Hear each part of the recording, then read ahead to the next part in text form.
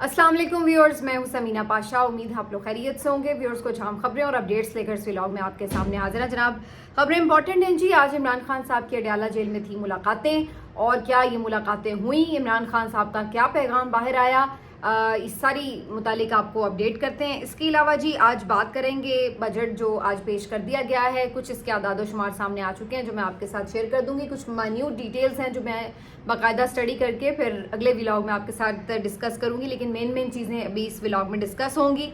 इसके अलावा जी आपको बताएंगे कि एक और सहाफ़ी खातून का अकाउंट जो है वो फतह कर लिया गया है, और साथ ही साथ सुहेल वड़ाई साहब के ऊपर भी तनकीद हो रही है और फ़िज़ा अली के ऊपर भी तनकीद हो रही है। वजह क्या है, ये दोनों आपस में क्यों आमने सामने आ गए, इसके ऊपर भी थोड़ी डिटेल बात करेंगे। तो आपसे रिक्वेस्ट है कि चैनल को सब्सक्राइब कर लें अगर अभी तक सब्सक्राइब नहीं किया।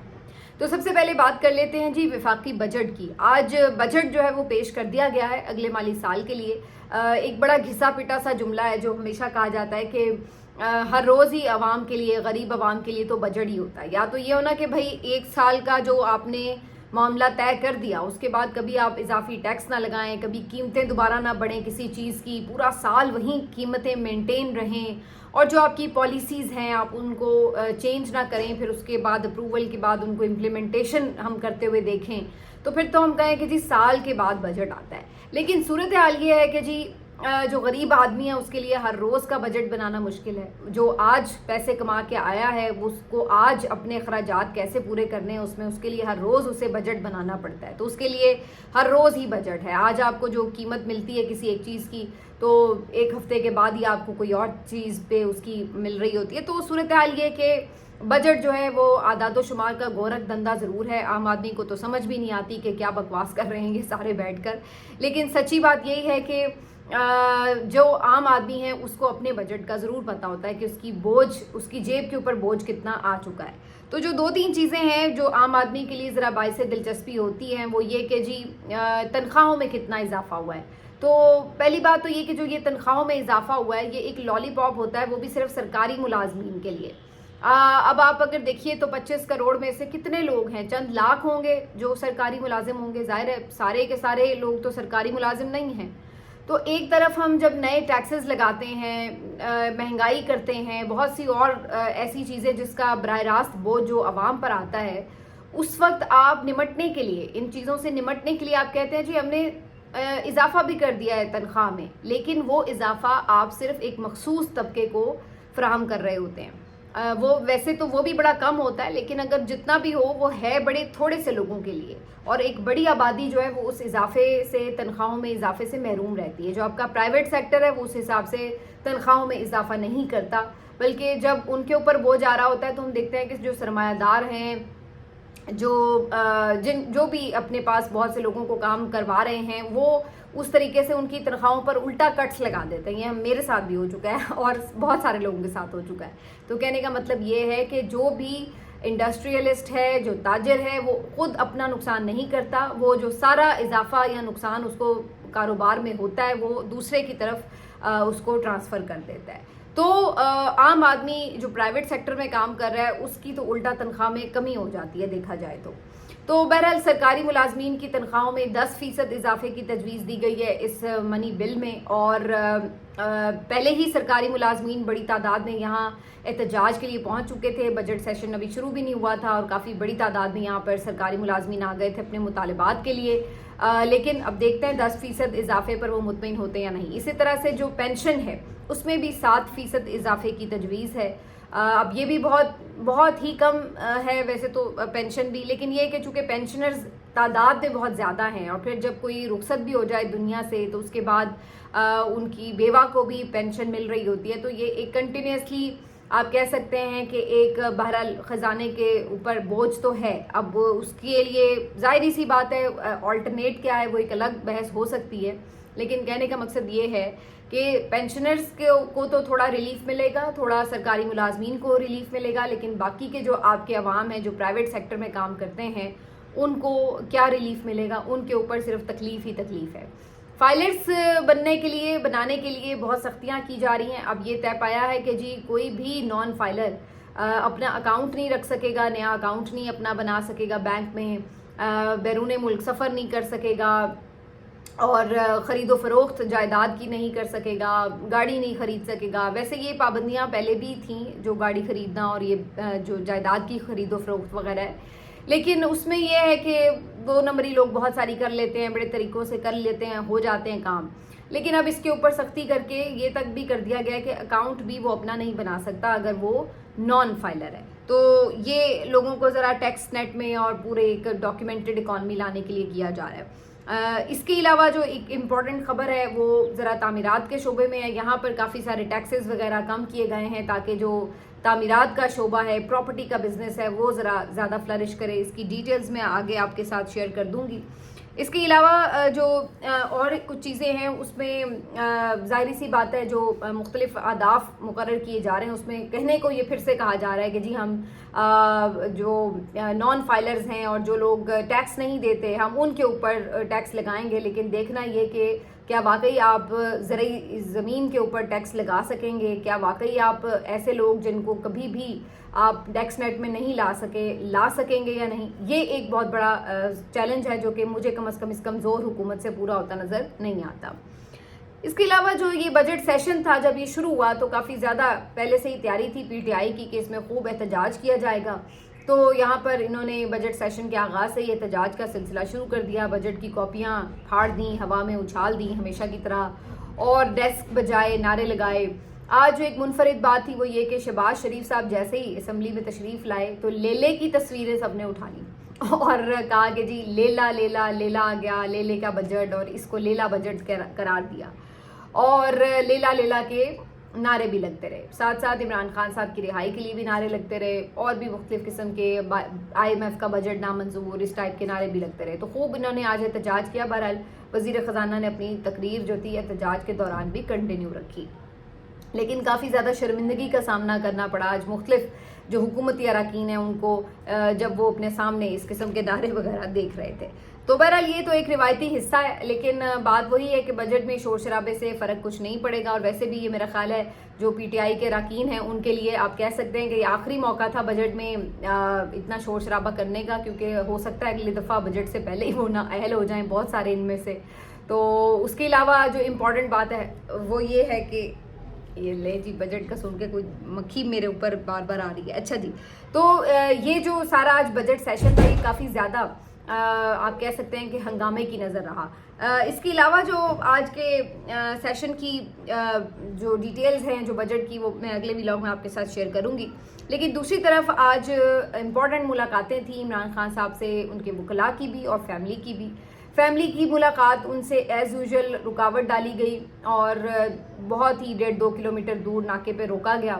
وہاں پر جو تینوں بہنیں تھیں رکی تھوڑی دیر اور اس کے بعد انہوں نے پیدل آگے جانے کا فیصلہ کیا. اب میں آپ کو بتاؤں کہ اس وقت پنجاب کے میدانی علاقوں میں شدید قسم کی ہیٹ ویو ہے، اور آج مختلف جو شہروں کا درجہ حرارت تھا وہ 40 سے ابو تھا، 40 سے 45 کے درمیان ہی تھا، کہیں 42، 43، 44 یہی درجہ حرارت تھا. پنڈی میں بھی آلموسٹ اسی کے آس پاس تھا. اور اس شدید گرمی میں، چلچلاتی دھوپ میں، دوپہر کا وقت، اور عمران خان صاحب کی یہ بہنیں پیدل چل کر تقریباً 1.5 کلومیٹر پیدل چل کر اڈیالہ کی طرف آئیں. اور یہ کوئی نوجوان خواتین نہیں ہیں، یہ بزرگ خواتین ہیں، ٹھیک ٹھاک بیچاریوں کی ایج ہے. اور یہ خواتین لیکن آپ کو پتہ ہے کہ عزم و ہمت کا پیکر ہیں. عمران خان کی طرح یہ بھی بہادر ہیں، چٹان کی طرح ہیں ان کے حوصلے بھی، اور جوانوں سے زیادہ پرعزم نظر آتی ہیں. اور یہ بات انہوں نے کی بھی علیمہ خان صاحبہ نے، جب ان سے کہا گیا کہ اتنی گرمی ہے احتجاج کے لیے لوگ نکلیں گے، انہوں نے کہا کہ جب عمران خان اتنی ایج میں اتنی گرمی میں اندر کال کوٹری میں بیٹھ سکتا ہے تو ہمیں کیا مسئلہ ہے، نوجوانوں کو کیا مسئلہ ہے، وہ کیوں نہیں چل سکتے؟ آپ ہمیں دیکھیں، ہم نہیں چل رہے اتنی گرمی میں. اور پھر انہوں نے چیلنج کیا کہ مریم نواز ذرا اس گرمی میں آ کے 5 منٹ کھڑے ہو کے دکھائے. تو مریم نواز کیسے کھڑی ہو سکتی ہیں بھائی، وہ تو شہزادی ہیں، راجکماری ہیں، اور اتنا مہنگا میک اپ کرتی ہیں استعمال. تو اس میک اپ کے ساتھ باہر نکل کے اتنی دیر کھڑے ہونا گرمی میں یا چلنا چاہے ٹک ٹاک بنانے کے لیے بھی، تو وہ بھی میرا خیال ہے ان کے لیے مشکل ہو جائے گا. تو بہرحال علیمہ خان صاحبہ چلتی رہیں، پہنچی اڈیالہ تک، لیکن انہیں اندر جانے کی اجازت نہیں ملی. اس موقع پر انہوں نے میڈیا سے گفتگو بھی کی، ان سے مختلف سوالات ہوئے. انہوں نے کہا کہ عمران خان کو یہ کہا جاتا ہے کہ آپ اپنے لیے بات کر لیں آپ کو کیسے ریلیف ملنا ہے, آپ نے کیا سمجھوتے کرنے ہیں, لیکن ملک کے لیے بات نہ کریں, ڈیل کریں اپنے لیے ڈیل کریں. لیکن عمران خان اندر یہی بات پہ رکا ہوا ہے کہ اس نے اپنے لیے کچھ مانگا ہی نہیں. وہ کہہ رہا ہے تو کچھ کہہ رہا ہے, مانگ رہا ہے, کوئی بات بھی کرنا چاہتا ہے تو صرف ملک کے لیے کرنا چاہتا ہے, اس ملک میں رول آف لا کے لیے کرنا چاہتا ہے, ڈیموکریسی کے لیے کرنا چاہتا ہے. اور اس کے ساتھ ساتھ ان سے یہ سوال ہوا کہ جو آرمی چیف کے دورے کے اوپر احتجاج کی بات ہو رہی ہے تو اس کے اوپر کیا حکمت عملی ہے, کیا ہونا چاہیے یہ احتجاج, کیونکہ سرکاری ملازمین کے خلاف کیا احتجاج کرنا, سیاسی جو جماعتیں ہیں وہ تو سیاستدانوں کے خلاف احتجاج کرتی ہیں. تو اس پر انہوں نے کہا کہ کیوں احتجاج نہیں ہو سکتا, کسی کے خلاف بھی احتجاج ہو سکتا ہے اور یہ آئینی حق ہے. تو ایک طرح سے انہوں نے اس کو کوئی اپوز نہیں کیا کہ نہیں ہم اس سے لا تعلقی اختیار نہیں کی, یہ بڑی امپورٹنٹ بات ہے. اس کے علاوہ جو امپورٹنٹ بات تھی وہ یہ کہ پھر نورین خان صاحبہ اور عظمیٰ خان صاحبہ, ان دونوں بہنوں کو ملاقات کی اجازت مل گئی اور یہ اندر چلی گئی. پھر کچھ دیر کے بعد جب یہ واپس آئیں تو انہوں نے آ کے بتایا کہ عمران خان صاحب مکمل صحت یاب ہیں, ماشاءاللہ خوش ہیں اور ٹھیک ہیں. لیکن انہوں نے یہ ضرور کہا کہ عمران خان صاحب سے جب ان کی ملاقات ہو رہی تھی تو ایون اے سی پنکھا وغیرہ اس کانفرنس ہال کا بھی بند تھا, اور اس کی وجہ یہ تھی کہ جو کرنل صاحب, یہ لوگ کہتے ہیں کہ باتیں سنتے ہیں تو وہ کہتے ہیں جی وہ کرنل صاحب جو ہیں ان کو بات سننے میں مشکل ہوتی ہے اے سی چلنے سے, اس لیے وہ اے سی تک بند کروا دیتے ہیں. بہرحال عمران خان صاحب کو یہ چیزیں ظاہر ہے توڑ نہیں سکتی. یہ میں بتا دوں, واضح کر دوں, یہ کانفرنس ہال کی بات ہو رہی ہے. عمران خان صاحب کا جو سیل ہے اس کے اندر اے سی ویسی نہیں لگا ہوا, چونکہ وہاں سے سیل سے نکل کر عمران خان صاحب کانفرنس ہال میں آتے ہیں, وہاں پہ ان کی ملاقاتیں ہوتی ہیں, تو یہ اس روم کی بات ہو رہی ہے. اچھا, اس کے علاوہ جو نورین خان صاحبہ ہیں جب وہ جا بھی رہی تھی تو کہتی تھی کہ میں بڑا خاص پیغام لے کر جا رہی ہوں اور جو باتیں ہوں گی وہ آ کے آپ کو بتائیں گے. احتجاج کی حکمت عملی کے حوالے سے بھی ایکسپیکٹیشن تھی کہ شاید آج کوئی ڈیٹ اناؤنس ہو جائے گی, لیکن بہرحال جب وہ واپس آئی تو انہوں نے آ کے بتایا کہ فی الحال کوئی عمران خان صاحب نے ڈیٹ تو نہیں دی, لیکن انہوں نے یہ ضرور کہا ہے کہ جو قوم ہے, تنظیمیں ہیں, ان تک میسج پہنچ چکا ہے اور اب بس میں نے ایک کال دینی ہے اور احتجاج جو ہے وہ شروع ہونا ہے. لیکن انہوں نے کہا کہ وہ بڑے پر امید ہیں کہ یہ ملک گیر احتجاج جو ہے وہ لازمی کامیاب ہوگا اور ملک میں رول آف لا بحال ہوگا. تو جو ان سے پوچھا گیا کہ خاص میسج کیا ہے, سرپرائز کیا ہے, تو انہوں نے کہا کہ وہ خاص تو پھر خاص ہی ہوتا ہے, وہ سب کو نہیں بتایا جاتا, لیکن یہ انہوں نے کہا کہ کچھ دنوں میں یہ سرپرائز خود ہی آپ کو مل جائے گا. تو یہ بیسکلی جو اب ظاہر ہے جو اسٹریٹجی بن رہی ہے اس کے حوالے سے چیزیں ہیں جو آہستہ آہستہ آگے چل کے سامنے آئیں گی. لیکن اس بجٹ کا جو اثر ہوگا وہ بھی اس پہ بڑا آپ سمجھ لیجئے کہ اثر انداز ہوگا, کیونکہ جب لوگ ستائے ہوئے ہیں اور جو ہمیں اعداد و شمار نظر آ رہے ہیں اس سے تو یہی نظر آ رہا ہے. تو اگر اس بجٹ میں کوئی عوام کو ریلیف نہیں ملا تو الٹیمیٹلی یہ ہو سکتا ہے کہ اس تحریک میں لوگ جو ہیں وہ شامل ہونے کا سوچیں, کیونکہ جب آپ گھر سے تنگ ہوں, آپ کا معیشت کا پہیہ نہ چلتا ہو, آپ کا روزگار چھین لیا جائے اور آپ کے لیے 2 وقت کی روٹی مشکل ہو جائے, تو پھر آپ کہیں نہ کہیں اپنے جو ذمہ داران ہیں ان کے خلاف احتجاج کرنے نکل پڑتے ہیں. آج میں نے ایک اور خبر دیکھی, فیصل آباد سے میاں بیوی ہیں جن کی کوئی 3 مہینے پہلے شادی ہوئی ہے اور انہوں نے ٹرین کے نیچے آ کر خودکشی کر لی ہے, اور وجہ یہی کہ ان کے پاس کوئی روزگار نہیں تھا. یہ جو شخص تھا یہ پاور لومز میں کام کرتا تھا اور آپ کو پتہ ہے پاور لومز بند پڑی ہیں, تو 3 مہینے جیسے تیسے انہوں نے گزارے اور اس کے بعد انہوں نے آج ٹرین کے نیچے آ کر خودکشی کر لی ہے. چند دن پہلے بھی اسی قسم کا واقعہ تھا. تو لوگ تو یہاں پر یہ خبریں پہنچا رہے ہیں کہ لوگ اس وقت بے روزگاری سے, غربت سے, مہنگائی سے تنگ آ کر خودکشیاں کرنے پر مجبور ہیں, اور دوسری طرف ہمیں یہ جعلی حکومت جو ہے وہ یہ کہانیاں سناتی ہے کہ ملک تو بہت بہتر ہو رہا ہے, ترقی ہو رہی ہے, معیشت بڑی اسٹرانگ ہوتی جا رہی ہے اور یہ وہ. تو یہ ساری کہانیاں اب ان کے اپنے جو اعداد و شمار ہیں وہ بھی جھوٹ ہی بتا رہے ہیں. آج سلمان اکرم راجہ صاحب کو ایک دفعہ پھر سے نہیں عمران خان صاحب سے ملاقات کرنے دی گئی, اور اس میں عمران خان صاحب کے بارے میں انہیں پتہ ہی ہے کہ ظاہر انہوں نے ان سے خاص طور پر جو پی ٹی آئی کا احتجاج ہے اس کے حوالے سے اسٹریٹجی دینی ہوتی ہے. لیکن بہرحال عمران خان صاحب سے ملاقات نہیں ہو سکی تو سلمان اکرم راجہ صاحب ڈیالہ سے دور ناکے پہ جب روک لیے گئے تو وہ وہیں سے واپس لوٹ آئے, اور جو باقی ان کے ساتھ لوگ تھے انہیں بھی ملاقات نہیں کرنے دی گئی. اب آخر میں جی آپ کو بتا دیتے ہیں, ویسے جو ایگزیکٹ میسج ہے عمران خان صاحب کا وہ ان کی ٹویٹ سے ہی سامنے آئے گا, کیونکہ بعد میں جو گفتگو ہوتی ہے اس کو بہت زیادہ اب اس طرح عام طور پر اگر علیمہ خان مل لیں تو ایک الگ بات ہے, ادروائز پھر وہ تھوڑا آپ کو پتہ ہے کہ اس طرح کی جو ٹویٹ ہے وہ واضح ٹویٹ ہوتی ہے. आज एक खातून सहाफ़ी हैं सहरिश मान ARY से वाबस्ता हैं और तकरीबन 3 दिन हो चुके हैं कि इनका जो अकाउंट है वो बिल्कुल खामोश है और उसके ऊपर सिर्फ यही नहीं कि खामोश है बल्कि वो टाइमलाइन पे शो भी नहीं हो रहा, यूँ कर लग रहा है कि जैसे वो डीएक्टिव हो चुका है। सहरिश मान जो खातून सहाफ़ी हैं ये काफ़ी ज़्यादा आपको नज़र आता है कि इस जुल्म के ख़िलाफ़ बात करती रही हैं।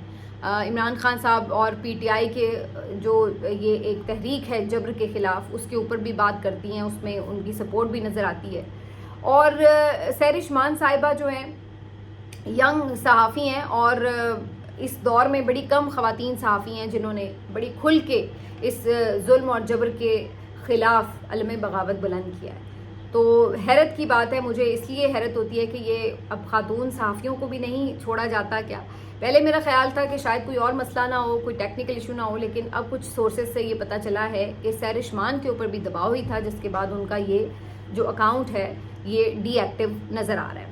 और ये मेरे लिए एक और परेशान कुन बात है। इसका मतलब है कि आज सहरिश मान है, कल समीना पाशा हो सकती है, परसों कोई और हो सकता है, और एक एक करके सब जो बोलने वाले लोग हैं या उन्हें खामोश करवाया जा रहा है या उन्हें मुल्क बदर होने पे मजबूर किया जा रहा है या उनको किसी भी तरह दबाव में लाकर मुकदमात बनाकर गिरफ्तार करवाकर उनको बस खामोश रहने पर मजबूर किया जा रहा है। तो ये एक लामुतनाही सिलसिला है जो चलता चला जा रहा है।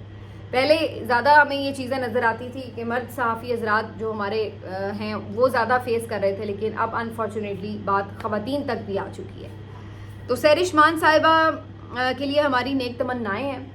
हालांकि अगर देखा जाए तो मैं ये पाक भारत जंग में भी देख रही थी तो वो बहुत ज़्यादा पाकिस्तान को सपोर्ट कर रही थी, फ़ौज पाकिस्तान को सपोर्ट कर रही थी। मारंग बलोच वगैरह के हवाले से भी उनका जो नुक्ता नज़र है वो रियासत के नुक्ता नज़र के करीब है, वो उनको सपोर्ट नहीं करती मारंग बलोच साहिबा को। हाँ, ये ज़रूर है कि जो रियासत अदरवाइज़ जो ये जुल्म जबर वगैरह का सिलसिला जारी रखे हुए उसके ख़िलाफ़ वो बोलती हैं। इमरान खान की हिमायत में भी उनके ट्वीट्स नज़र आते हैं, लेकिन इसके बावजूद भी सहरिश मान साहिबा जो हैं वो स्क्रीन पे तो कभी नज़र नहीं आती, ना कोई उनका यूट्यूब चैनल है, लेकिन सिर्फ ट्विटर के ऊपर भी आवाज़ क्यों उठाई जा रही है, इस बुनियाद के ऊपर भी लोगों को परेशान किया जा रहा है। तो ये इंतहाई अफसोसनाक सूरत हाल है। बात वैसे मुझे आज करनी थी जनाब सुहेल वड़ाइच और फ़िज़ा अली के मामले पर भी। चलिए अगले व्लॉग में इस पर बात करेंगे। अपना ख्याल रखिए। अल्लाह हाफ़िज़।